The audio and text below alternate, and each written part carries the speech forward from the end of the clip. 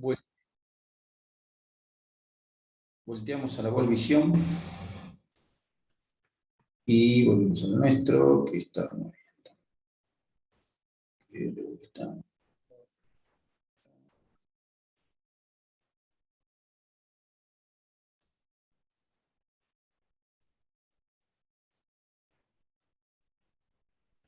Muy bien.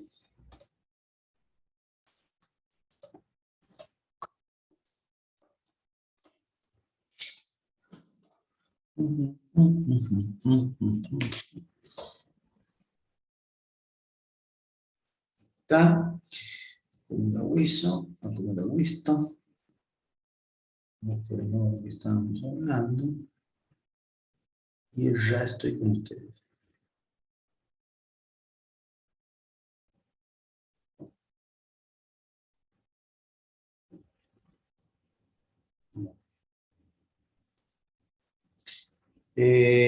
Bueno, entonces estábamos diciendo que el bocio, estaba del bocio, y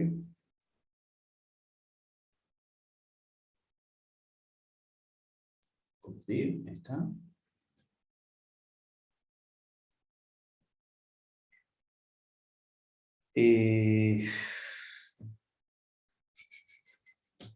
Bueno, mientras tanto vamos a hablar porque no sé por qué el bocio no se me fue. Bueno, decíamos entonces que las causas entonces el bocio difuso, una cosa del bocio difuso, porque después, nada, corté ahí, se cortó y pensé, digo, espere, el bocio difuso, nosotros dijimos, el bocio difuso es crecimiento de la glándula de forma anormal, o sea, la glándula crece de tamaño de forma difusa, toda la glándula. Y dijimos que crece el tejido en sí, pero ojo, porque dentro de ese bocio difuso están la mayoría o gran parte de las tiroiditis, donde el crecimiento es a expensas del proceso inflamatorio. Vieron que dijimos que los procesos inflamatorios podían dar crecimiento de la glándula. Bueno, procesos inflamatorios también pueden dar crecimiento difuso, como algunas tiroiditis, ¿no es cierto? Es decir, se inflama la glándula y hay crecimiento no solo del tejido, sino que además de crecer el tejido, crece, por supuesto, el proceso inflamatorio. Bien, hecha esa aclaración, continúo. Y digo, entonces, el bocio, espera un poquito, el bocio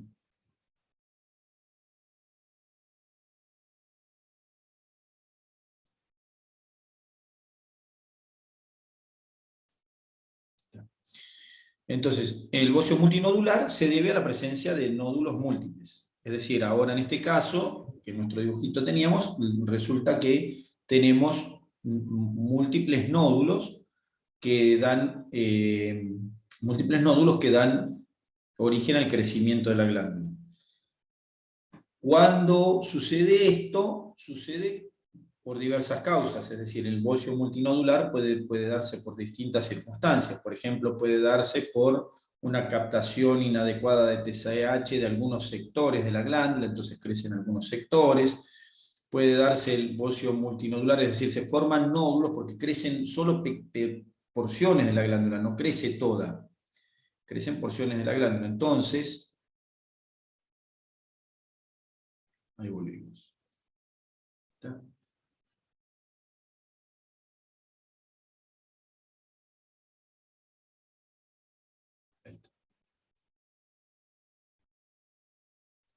Entonces crecen sectores de la glándula, no toda.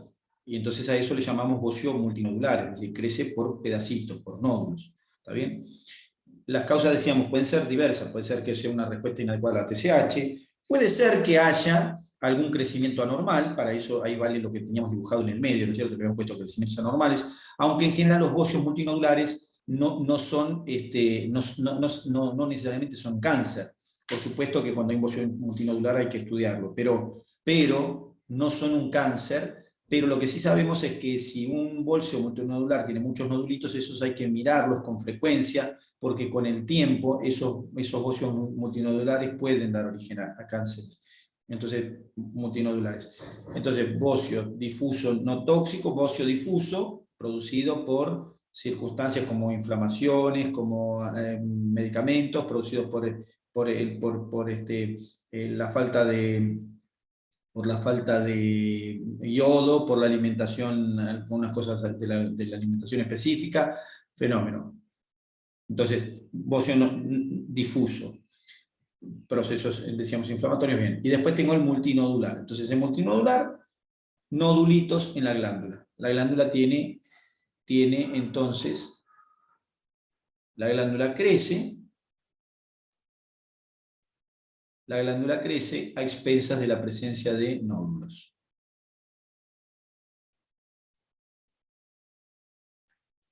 Ahora, ¿eso significa que la glándula fabrica más hormona tiroidea? No.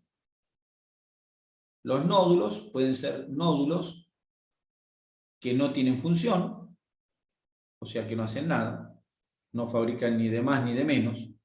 Pueden ser nódulos no funcionantes, que directamente, perdón, pueden ser nódulos no funcionantes, que no fabrican nada, ni de más ni de menos, nódulos no funcionantes. Pueden ser nódulos funcionantes, que a pesar de tener más tamaño, no están fabricando hormona de más. O pueden ser nódulos hiperfuncionantes, generadores de tirotoxicosis. O sea que la presencia de nódulo y el crecimiento de la glándula, de nuevo, no implica ni aumento ni disminución de la hormona. ¿De acuerdo? No implica eso. Implica simplemente crecimiento de la glándula a expensas de un número mayor de células. En este caso aumentan las células, pero focalmente, de forma focal. También puede haber bocio multinodular, por eso acá dice no tóxico, y con tirotoxicosis se refiere a que puede estar aumentada o disminuida la cantidad de hormona. No tóxico, disminuida o normal, con tirotoxicosis aumentada. Ahora, puede haber bocio multinodular de crecimiento anormal, como teníamos acá en el medio. O sea, bocio multinodular, sí, puede haber bocios multinodulares por crecimientos anormales. Pueden haber bocios multinodulares por procesos inflamatorios focales. Pueden haber, entonces, bocios multinodulares con procesos inflamatorios focales, o pueden haber bocios multinodulares con aumento de la celularidad focal. Un ejemplo de podría ser, por ejemplo, aumento de la captación de TSH por parte de algunos grupos celulares, y entonces aumenta el número del número de células de algunos folículos. Un ejemplo de un bocio multinodular donde hay inflamación podrían ser, por ejemplo, distintas tiroiditis que tienen tiroiditis nodulares o multinodulares, que tienen justamente actividad el proceso inflamatorio en focos. Y si no, tengo el bocio multinodular relacionado con crecimiento anormal, que es menos frecuente, pero que puede suceder. Entonces ahí tengo los distintos bocios. ¿Está bien? Ahora, hay un bocio más que es el bocio uninodular, pero el bocio uninodular en realidad, en general, no se considera como si fuera un bocio uninodular, porque la mayoría de las veces de los bocios uninodulares son tumores. Entonces ahí, nada, es un tumor en la glándula. Es decir, es la glándula, pero no es que está aumentada de tamaño porque creció algo, sino que tiene un tumor. Está bien, corresponde a los del medio, a estos. Pero es un tumor de la glándula. ¿Está bien? Es decir, un adenoma o un carcinoma de la glándula. Único. Bien. Bien, ¿qué tiene el bocio? El bocio, ¿qué sintomatología trae? Bueno, el bocio puede traer sintomatología relacionada con hipo o hipersecreción, por supuesto, cuando suceda eso. Y de eso hablamos en hiper- e hipotiroidismo, es decir, síntomas que pueden aparecer. Y bueno, entonces si una persona tiene un adenoma de la glándula múltiple, por ejemplo, o si tiene un crecimiento inflamatorio, puede producirse un hipertiroidismo, un hipotiroidismo por proceso inflamatorio, autoinmune, lo que fuera. Bueno, o puede ser endémico y aumentar la cantidad de secreción de la glándula, pero igual estar con hipotiroidismo. Es decir, que la variación de la secreción de la glándula es el tema que tocamos antes, variaciones de secreción de la glándula. Pero lo que puede producir un bocio es no solo la variación no solo la variación de la secreción de la glándula, sino síntomas por compresión. Eso es lo que sucede con este. Por compresión, o sea que los síntomas que da son por secreción. Sí, por secreción puede dar síntomas.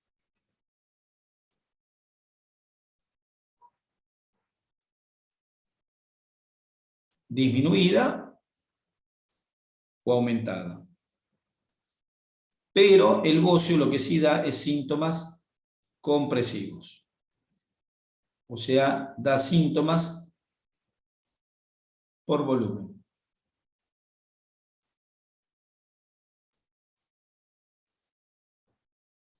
¿Y entonces qué síntomas puede dar? Bueno, ¿qué se puede comprimir? Se puede comprimir la vía aérea.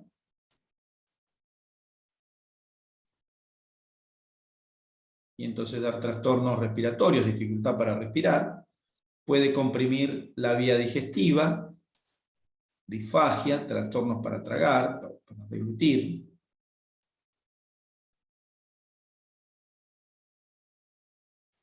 Puede comprimir los vasos del cuello.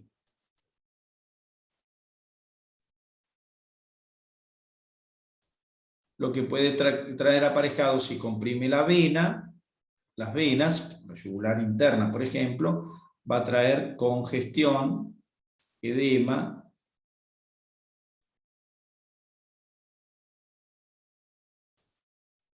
dolor de cabeza,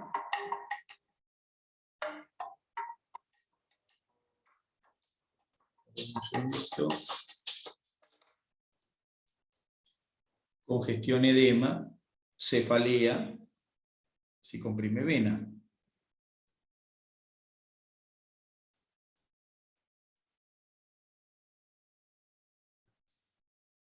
Y si no, puede comprimir arteria. Y entonces lo que va a traer es trastornos de irrigación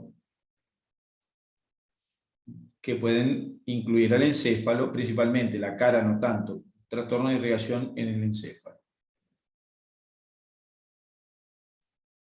Entonces ahí tengo síntomas por compresión y síntomas por secreción. ¿Qué se hace con estas glándulas? Bueno, si se puede corregir el tema, como puede ser un bocio un bocio endémico, un bocio por alimentos, un bocio por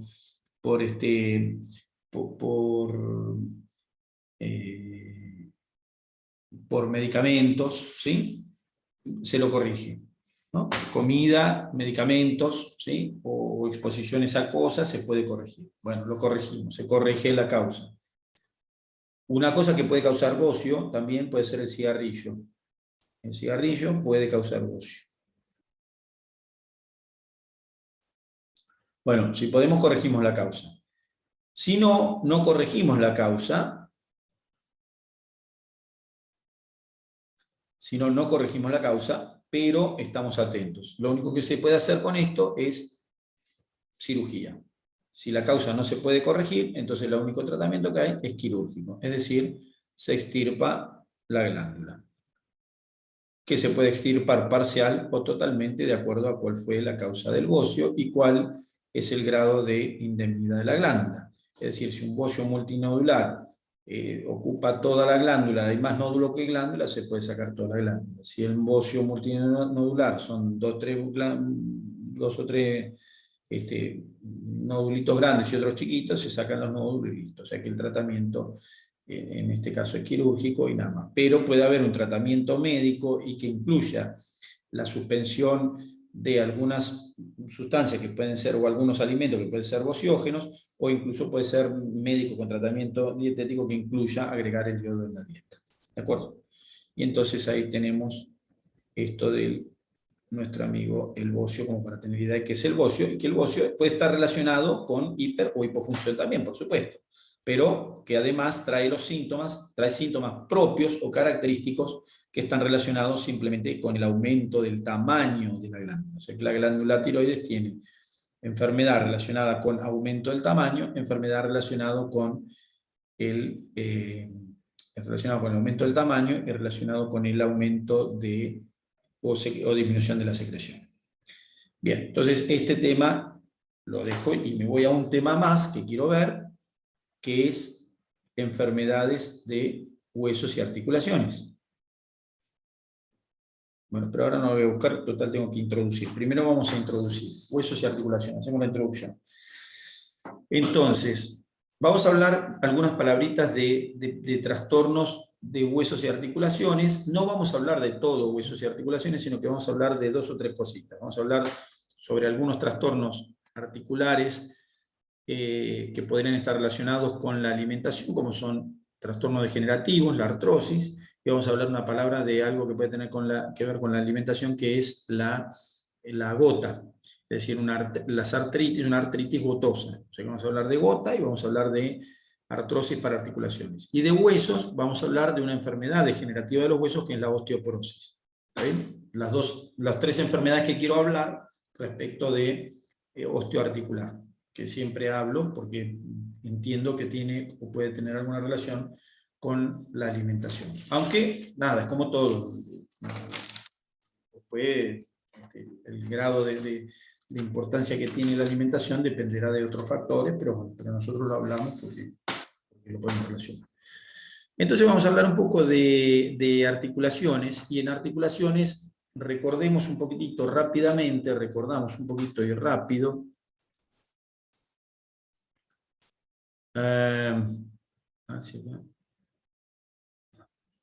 Recordamos rápidamente en articulaciones.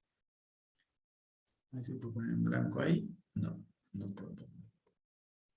Bueno, pero no importa, por ahora y después veo lo blanco. En articulaciones recordamos rápidamente cómo está constituida una articulación, en algún aspecto que me interesa conocer. No hace falta todo, pero algunas palabras vamos a mencionar. Una articulación es la reunión de 2 o más huesos. O sea que yo tengo un hueso,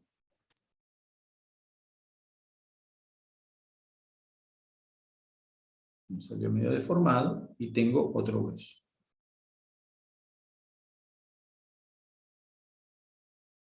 Los 2 huesos, como mínimo 2, presentan una superficie especial que se llama superficie articular, y que hace referencia a una parte del hueso que está específicamente destinada a la articulación. Yo acá la punteo para que quede como punteada. La superficie articular es una zona del hueso que está expuesta específicamente a la articulación. No es cualquier parte del hueso. Los huesos no se articulan entre sí por cualquier lugar, se articulan por las superficies articulares. Y las superficies articulares tienen que estar enteras para que la articulación funcione. Si la superficie articular se desgasta, se lesiona, le pasa algo, entonces la articulación no funciona en la forma adecuada. Pero las superficies articulares, a su vez, están cubiertas por un cartílago. Un cartílago que se llama cartílago de revestimiento, que cubre la superficie articular. La recubre en toda su extensión. El cartílago de revestimiento es totalmente necesario para que la superficie articular no se desgaste. O sea que la superficie articular debe mantenerse para que la funcionalidad de la articulación sea la adecuada, pero tiene una cobertura que le permite mantenerse mejor, y es el cartílago de revestimiento. O sea que las articulaciones tienen un cartílago de revestimiento. Bien, luego, entre las superficies articulares se pueden contactar, pero las superficies articulares dejan lugares que son ocupados, pueden ser ocupados por otros cartílagos que agrandan la superficie articular. Cartílagos que agrandan la superficie articular. Suelen llamársele rodetes o meniscos. Y luego, igualmente siempre quedan espacios libres. Y en esos espacios libres aparecen unas bolsitas que se llaman sinovia o sinoviales, que contienen líquido sinovial. Esas sinoviales suelen ocupar los espacios que la articulación deja libre. Cuando estos dos huesos se mueven, por ahí se contactan acá en el medio y dejan espacios libres a los costados, entonces la sinovial se adapta y se pone para el costado. Cuando la articulación va para un lado, la sinovial se mueve para el otro y va ocupando espacios libres. La sinovial es un tejido conectivo en forma de bolsita que fabrica un líquido que se llama el líquido sinovial y que está dentro de esa sinovia, dentro de esa sinovial. O sea, la sinovial tiene líquido sinovial. ¿Está bien? Muy bien. Entonces tengo la articulación con los componentes. Por supuesto, las articulaciones tienen ligamentos, ¿no es cierto? Por supuesto, las articulaciones tienen ligamentos que unen los huesos, tienen cápsulas que unen a los huesos, tienen ligamentos que unen a los huesos, tienen músculos que las movilizan, tienen vasos, tienen nervios, tienen linfáticos. Pero lo que me interesa básicamente es estas cosas que están acá, es decir, lo que me interesa es los cartílagos, las superficies articulares, las sinoviales. Esto tiene importancia porque si se pierden estas estructuras, entonces la articulación no puede cumplir con su función. Los huesos, si se tocan los huesos, se empiezan a desgastar. Si se desgastan los huesos, se pierde la movilidad y cada vez más, sin contar con que, por supuesto, aparece dolor. O sea que la articulación, lo conveniente es que mantenga estas estructuras durante toda la vida, que no las pierda por ninguna circunstancia. ¿Qué le puede pasar a una articulación? Uno dice, bueno, esto es una articulación, hay un hueso y hay un cartílago, ¿qué le va a pasar a una articulación? Bueno, las articulaciones sufren procesos inflamatorios, sufren procesos degenerativos,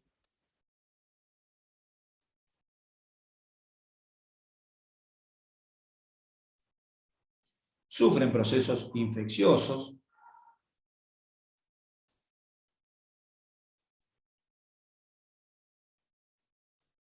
sufren procesos traumáticos. Es decir, le pasa lo mismo que a otras partes del cuerpo. Sufren procesos químicos, o sea que hay químicos que los pueden dañar, que pueden dañar esas articulaciones.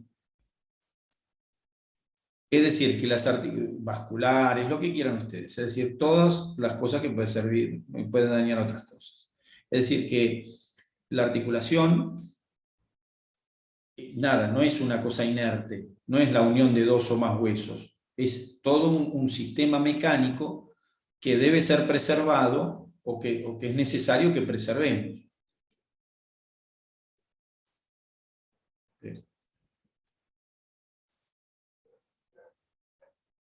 Que quiero ver acá esto, esta. Bueno, entonces tengo la articulación como tal. Nosotros lo que vamos a hablar es de un proceso, de dos procesos en realidad, degenerativos. Vamos a hablar de dos procesos degenerativos que afectan a las articulaciones, que son la gota, procesos degenerativos, que son, de eso vamos a hablar, que son la gota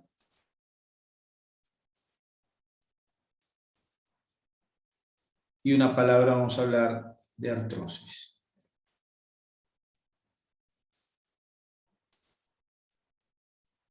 Bien. Entonces, vamos con la gota. Nuestra amiga la gota. ¿Saben lo que es la gota? ¿Qué es la gota? Si yo digo la gota, ¿qué suena? ¿Qué tiene que ver? ¿Con qué tiene que ver la gota?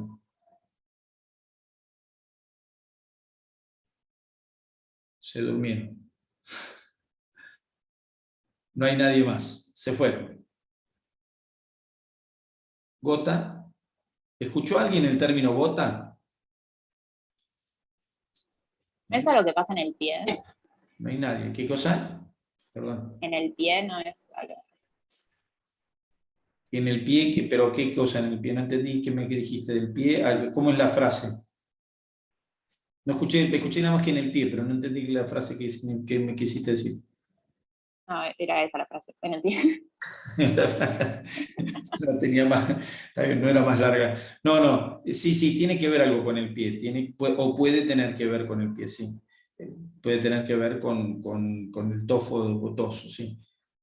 No, no es una enfermedad de los pies específicamente, es una enfermedad que tiene que ver con una cosa que ustedes conocen, pero cuando les diga me van a decir, ah, sí, bueno, no me van a decir, porque no. Con, ¿Qué qué? con el ácido úrico que se acumula en la sangre. Con el Y ácido úrico, claro. Es una enfermedad relacionada con el ácido úrico. Es la artritis de los reyes, la gota, que tiene como manifestación la manifestación articular, pero que en realidad no es la única manifestación como vamos a ver ahora. Entonces, para hablar de gota, tenemos que acordarnos del ácido úrico. ¿Y el ácido úrico qué es? ¿Qué es el ácido úrico?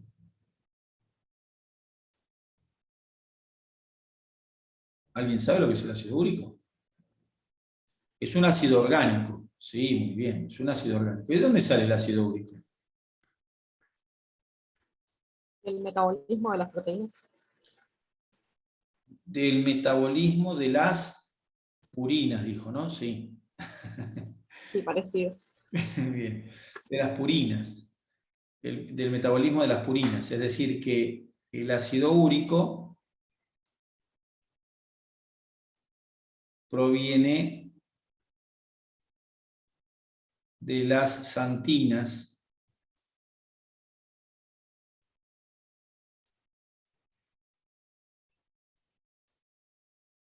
y las santinas, algunas santinas en realidad, y las santinas provienen de la degradación de purinas.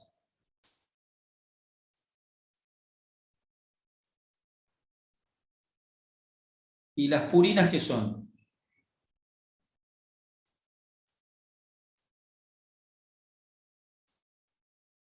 Cada vez manejo mejor el lápiz, me gusta, ¿eh? Está bueno. ¿Qué son las purinas? Banco Nación. No. Buenas noches. Tampoco. Bases nitrogenadas. Sí. Muy bien. Bases nitrogenadas. ¿Qué bases nitrogenadas conocemos? adenina, guanina, citosina. Timina. Perfecto. Timina.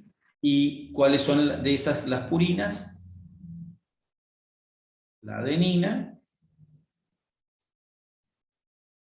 Adenina, guanina. Y la guanina. Ya está. No cuente más. Ya está. Porque las otras son bases nitrogenadas, pero no son purinas. ¿Se entiende? Así yo me acuerdo de eso por agua pura. Bueno, agua pura, exactamente, perfecto. Muy bien. Entonces, adenina, guanina son purinas. Estas purinas, cuando se degradan, dan santinas y estas santinas dan el ácido úrico. ¿Está bien? Ahora, las purinas, ¿de dónde salen?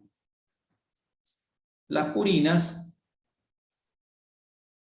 provienen ¿de quién? Provienen de los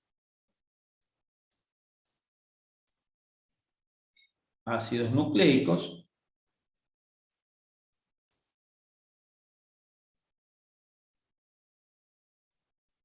y además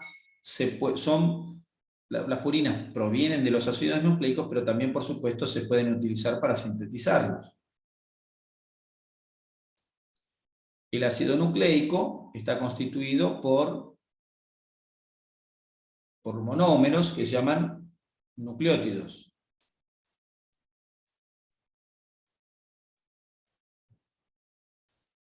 Y los nucleótidos, mirá cómo estoy escribiendo bárbaro, la verdad me está gustando esto. Mirá, decí que se termina el año, que ahora me doy cuenta que está bueno. Los ácidos nucleicos están hechos de nucleótidos, los nucleótidos están hechos de nucleósidos,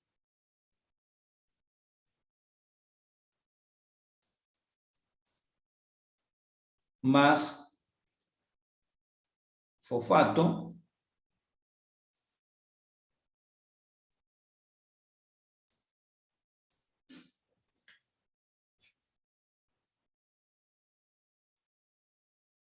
Y los nucleósidos, a su vez, ahora sí, están hechos con una base nitrogenada y una pentosa.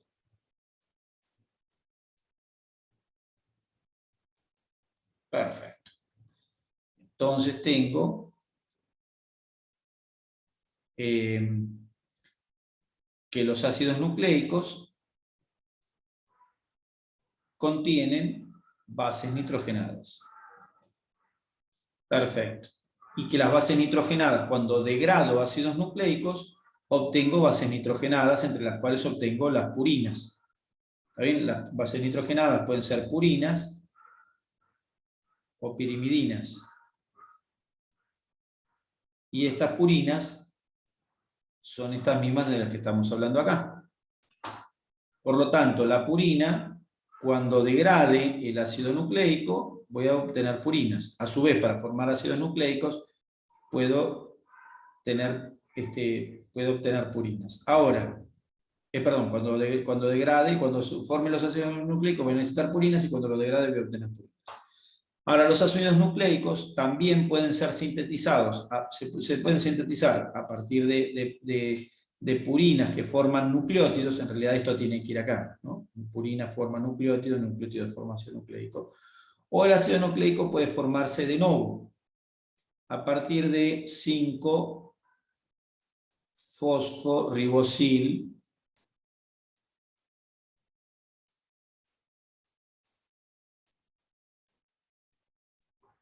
pirofosfato.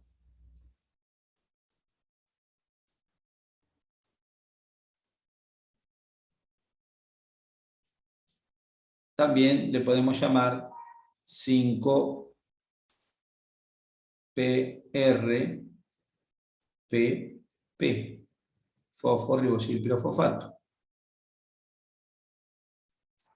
El 5-fosforibosil pirofosfato, entonces, por pasos intermedios, puede dar origen a los ácidos nucleicos. O sea que ahí tengo,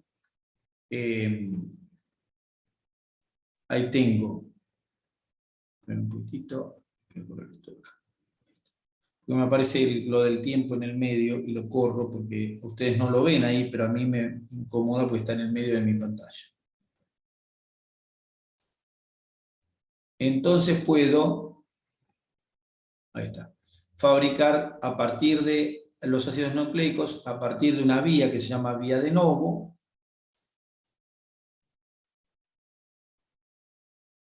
o puedo fabricar los ácidos nucleicos a partir de purinas previas que forman nucleótidos, es decir, un pool de nucleótidos, acá, un pool de nucleótidos que constantemente se fabrican y se degradan.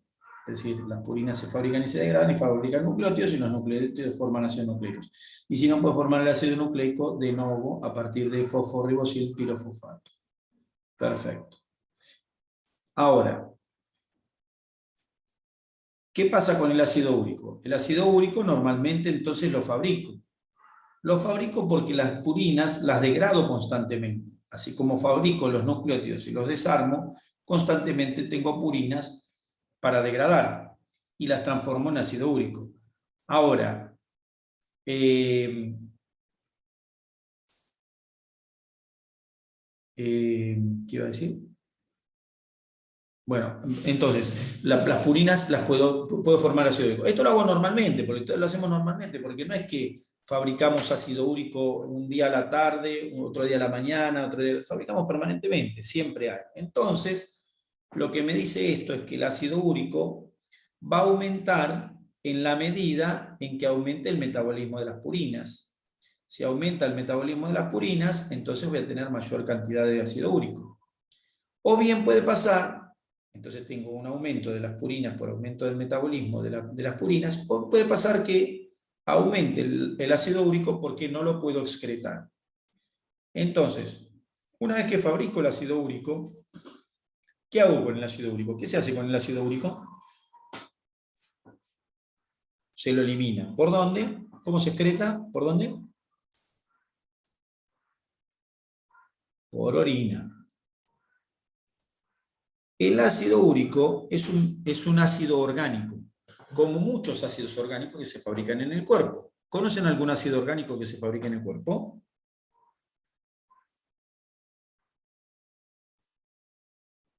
Cri cri, buenos días. Si digo, por ejemplo, ácido láctico, si digo ácido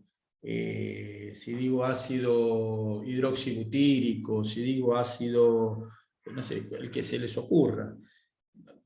Nada, montones de ácidos. Ácido glutámico, sí, no se fabrica específicamente como glutámico, pero ácido pirúvico, ácido, no sé, fabricamos ácidos todos los días, montones de ácidos orgánicos. Bueno, los ácidos orgánicos se secretan hacia la orina, se secretan por un mecanismo de secreción tubular. Secretar significa que el tubo, que los tubos del riñón, el túbulo contorneado distal, tiene la capacidad de enviar desde el intersticio hacia el conducto, hacia el propio túbulo, hacia la luz del túbulo, tiene capacidad de excretar sustancias, es decir, de secretar sustancias, como ácidos orgánicos.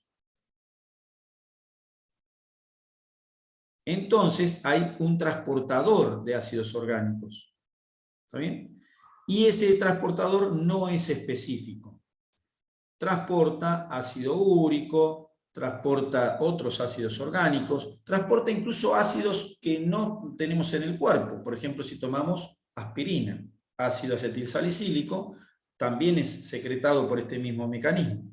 Es decir, que para deshacerme de los ácidos orgánicos tengo un mecanismo, que como es un transportador, es un mecanismo saturable. Quiere decir que yo no me puedo hacer el loco con los ácidos orgánicos porque no los puedo eliminar del todo si yo le meto cantidad, le meto ficha al ácido orgánico. ¿Por qué? Porque nada, se me acumulan todos para salir y hay algunos que se van quedando. Entonces quiere decir que el mecanismo de secreción de ácido úrico es saturable. Bien.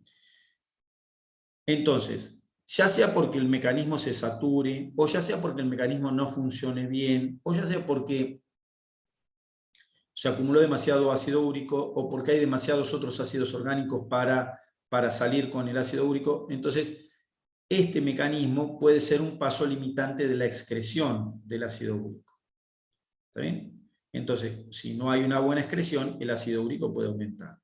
O sea que el ácido úrico podría aumentar por un aumento en la producción o por una disminución en la excreción. ¿Está bien? Serían las dos causas por las cuales el ácido úrico podría estar elevado. Es decir, que el ácido úrico que tenemos en sangre podría estar elevado por esto. A su vez, uno puede decir, bueno, también puede ser que yo ingiera muchas purinas y las ingiera como tales, ingiera las bases nitrogenadas. Esa sería otra causa por la cual podría estar aumentado el número de purinas y por ende de ácido úrico. No la ingesta directa de ácido úrico, sino la ingesta de purinas. Entonces, cuando comemos muchas purinas, puede haber muchas purinas y entonces aumenta la producción de ácido úrico. O sea que la producción de ácido úrico podría estar relacionado con el aumento de la purina, ya sea porque la comimos de más, o ya sea porque el catabolismo de los ácidos nucleicos está aumentado. O ya sea porque hay un defecto enzimático por el cual no me puedo deshacer de las purinas hacia ácido nucleico y entonces la tengo que llevar a ácido úrico.